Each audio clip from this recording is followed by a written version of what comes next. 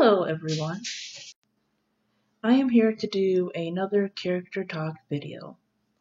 So, I started this series because I wanted to do more than just review books and review other things and do book tags and such, which I love book tags, I love wrap-ups, and I love reviews. I love hearing what people have to say about books and everything else. But I felt that I wanted to do a little bit more than just that. So I decided to start doing character talk videos. Stuff just rambling on about characters I like or dislike or what I like about them or, maybe a theory I have or just anything that comes to mind. And you might hear about some characters more than once, depending on any ideas that I have. There's a few channels that I watch with theories and other things that I really love, and I was thinking, I have a lot of the same ideas, I agree with a lot of things, etc. So I already have 3 now, and I'm kind of surprised that I didn't cover this character at the beginning, but I wanted to give room for some other characters. So, the character I'm going to be talking about is the main protagonist of my absolute favorite book in the entire world. And that is Katniss Everdeen of the Hunger Games trilogy. So, the reason I'm doing this one now is because I've come across many criticisms of the character about her basically whining about a lot of things.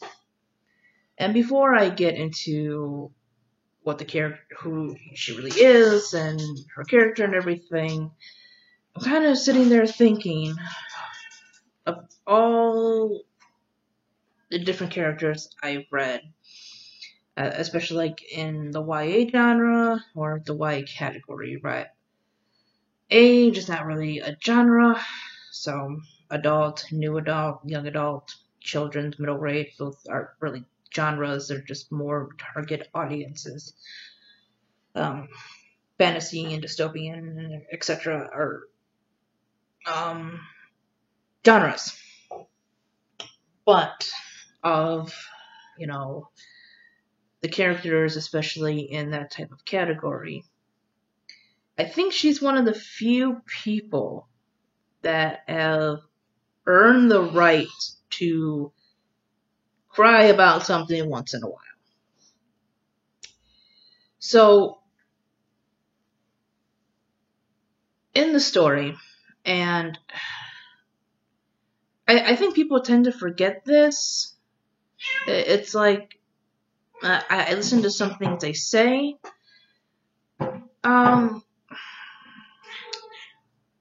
There is sometimes the character falls a little flat, and I think it's just because of the way she's written, to be very to herself, very secretive.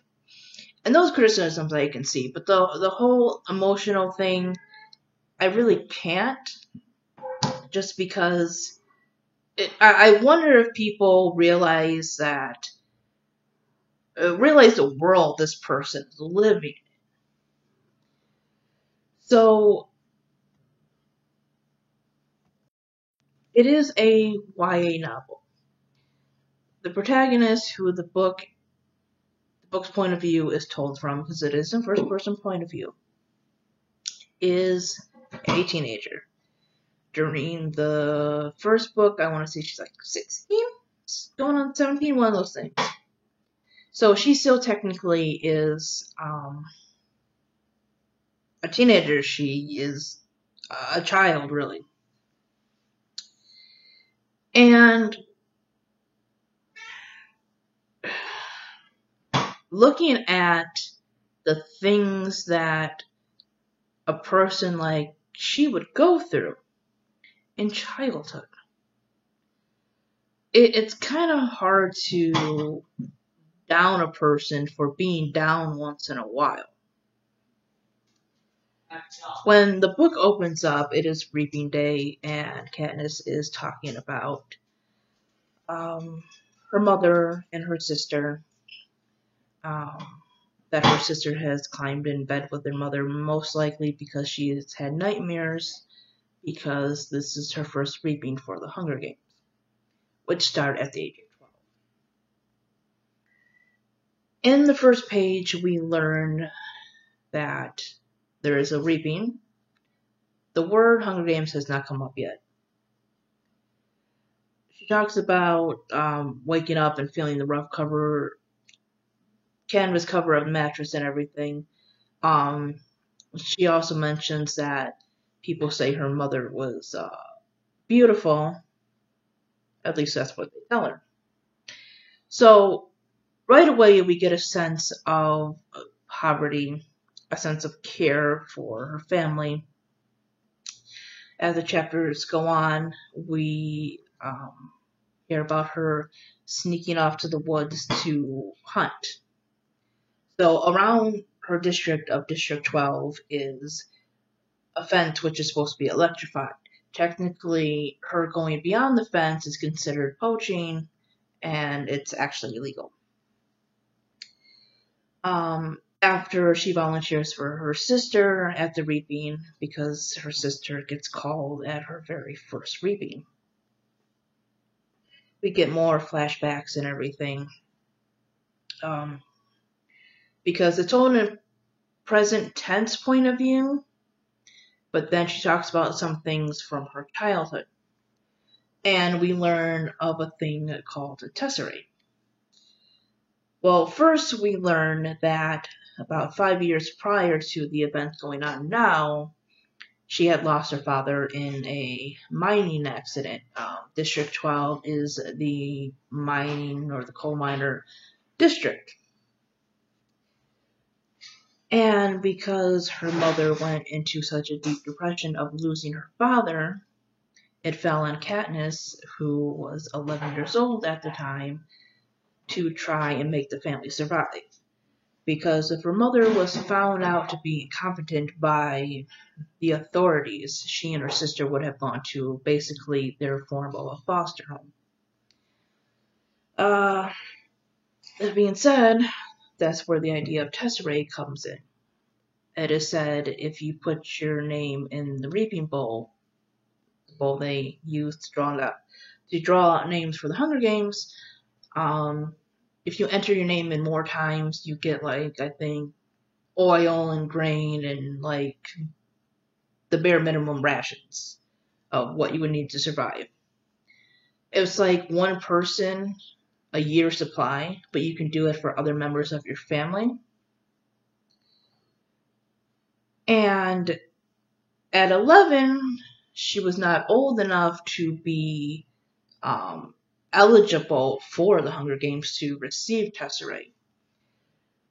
And that is where the story of Peeta and the burning of the bread and literally throwing it out to her, trying to sneak it from his mother, and throwing this burnt and soggy bread to her, basically. Or otherwise she and her family basically would have starved to death pretty much that night. Because she wasn't old enough, like I said, for tesseract, and she was just at a point where she wasn't finding anything to hunt.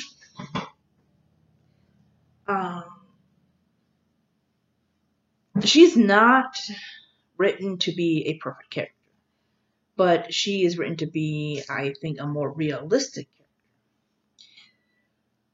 Considering the fact that her father, who she was very close to, she talks about in the book that there used to be music in her house, because when she talks to her ally Rue in the arena, Rue talks about how she loves music.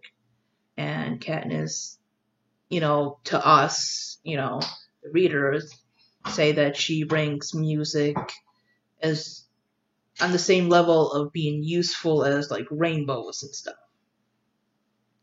But there was music in her house. Her father used to sing a lot, and we learn that a big reason that her mother ended up with her father was because of his beautiful singing, and there's other things in that.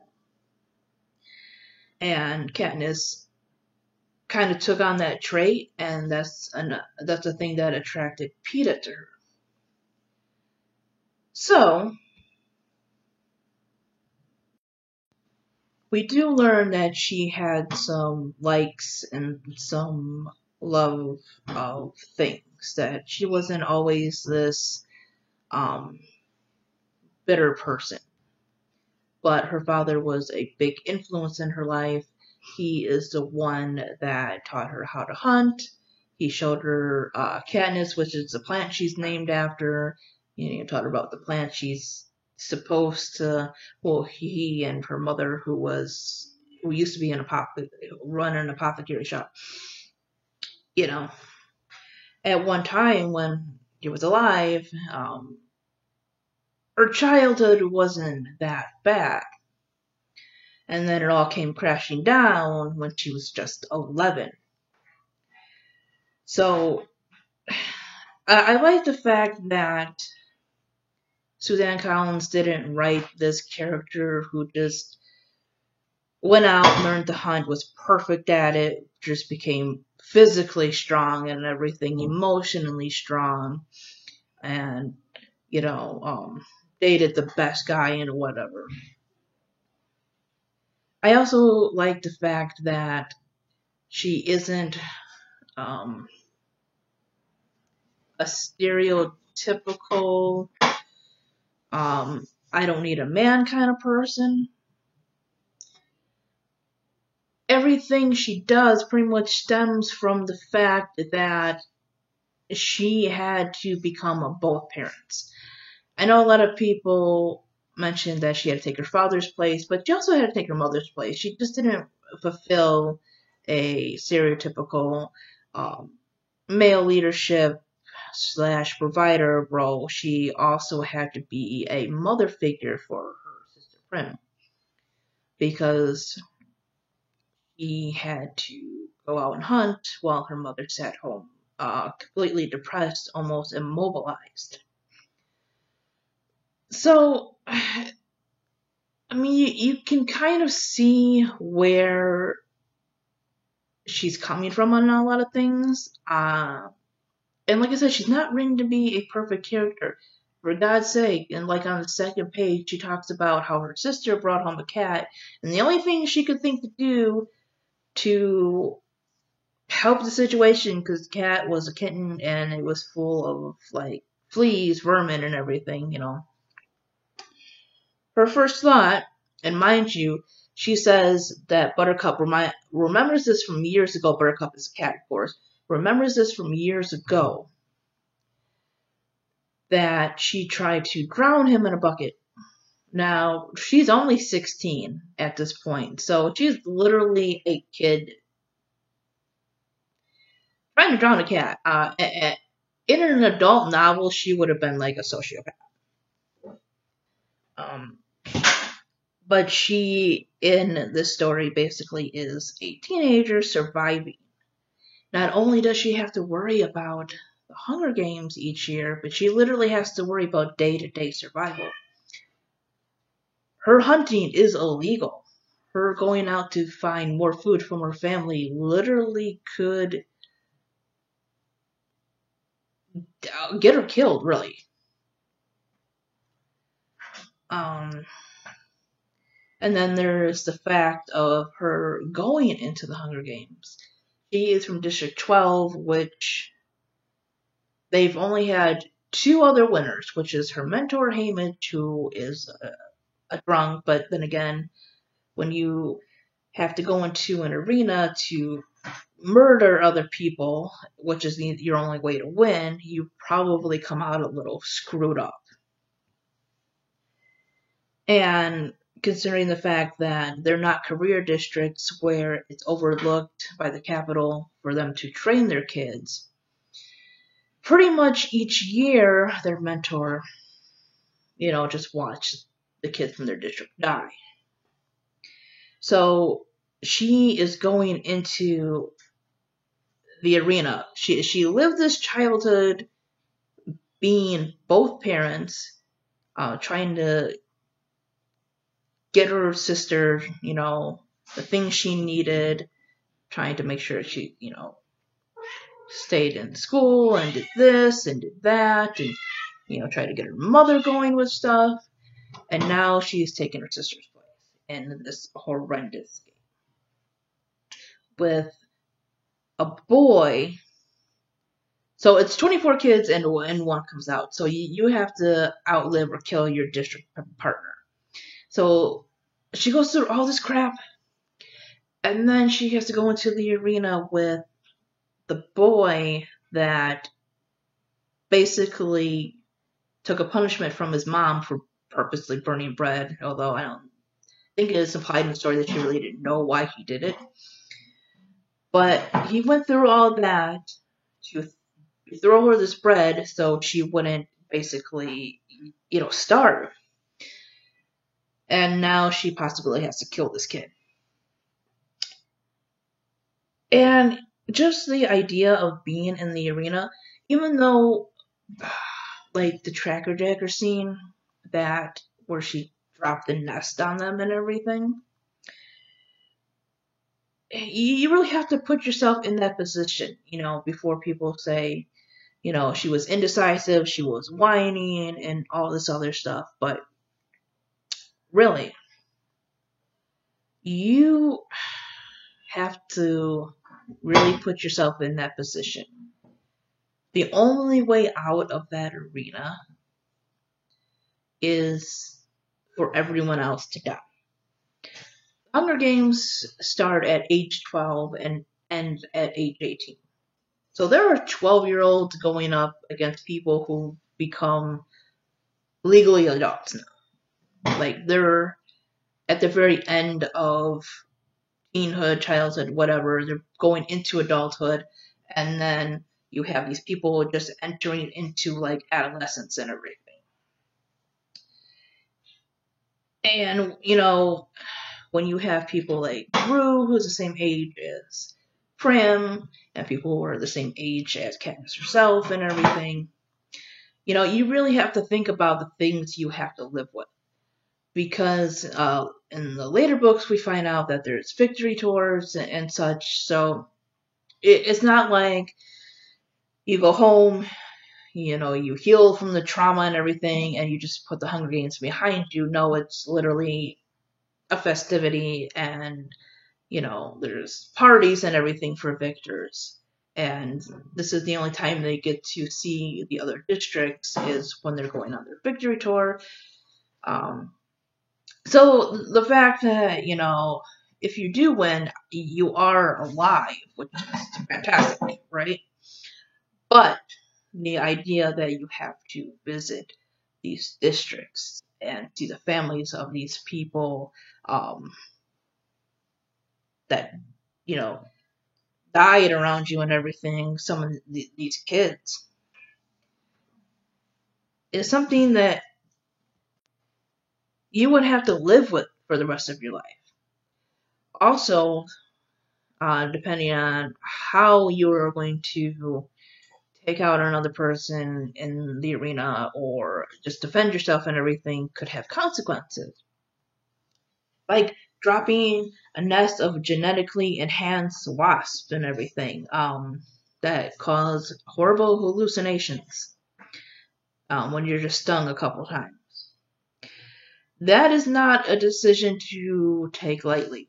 Setting things on fire in an enclosed arena where there's an electric force field and stuff.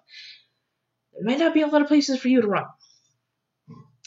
But I think the main thing, and the main thing that she brings up when she does have her first direct kill, because there is indirect killing, but there is a scene where she directly kills somebody. And while they are a career, and I know in the movie they're named, but we don't actually learn their name until the second book. Between the first and the second book, she talks about this boy and how she killed this person without actually knowing his name and knowing, what kind of family he had back home. And if he had a girlfriend who was waiting for him, and other such things. It really gets to her because she hunts all the time, and, her friend Gail is like, how different can it be? But she comes to realize that, honestly, taking somebody's life, it was like, as PETA had said in Mockingjay, um, the games cost more than your life. They cost everything that you are. And she has always been basically a caretaker. While she seems tough and hard and everything, she does have a love for her family, especially her sister Prim. Um, she's very angry at her mother, but you can tell in clues and everything that she still has care, obviously, because she wants her to do better. And she has always been tough, or just maybe some people a little heartless in the aspects of survival for her family. But now she has to literally take lives for the entertainment of other people and a punishment for something that people did, a rebellion, years before even her parents were alive. So, all that being said, like I said, I think she's one of the only characters, or one of the few characters, that might have earned some crying time. Because this person literally is a teenager. They are a young adult who had to step up and be basically two parents um, at, at a very young age, in childhood. Literally, she lost her childhood. It wasn't like, she was 16 and, dad went out for a pack of smokes, never came back, and she, got a job somewhere to help mom pay the bills. Which, there's nothing wrong with those stories and everything. But it's the fact that she literally lives in a dystopian society that has no care for the lower class, or, impoverished people.